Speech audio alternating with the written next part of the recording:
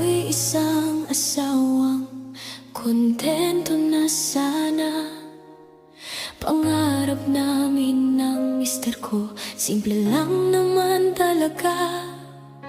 Isang araw sabi niya, mahal, pupunta akong Taiwan, para sa pamilya, para sa kinabukasan.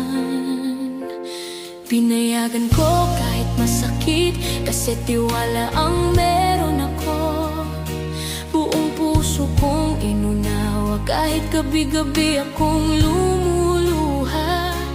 Pero pag tumatawag ako, lagi niyang sagot, pagod ako, mahal, bukas na lang, kailangan kong magpahinga, huwag kang magtampo.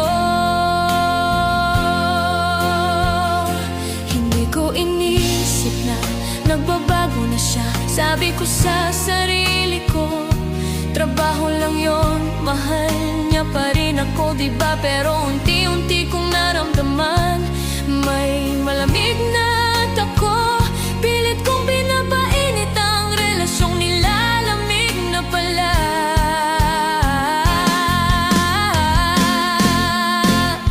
Nang ibang bansa ang asawa ko, nang ibang asawa rin pala.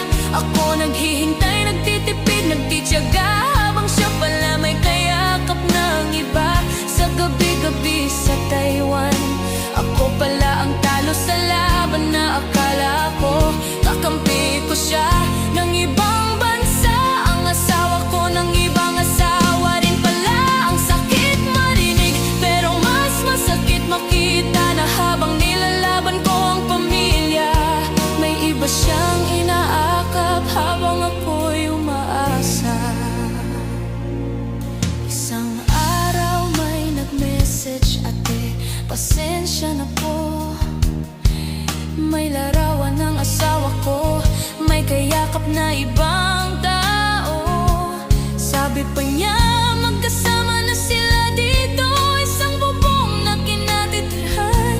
Para akong pinutukan ng pagkabingi, hindi ako makahinga sa bigat ng nalaman. Umuwi siya ng Pilipinas, nagpaka-sweet na parang walang mali. Pero nakita ko sa cellphone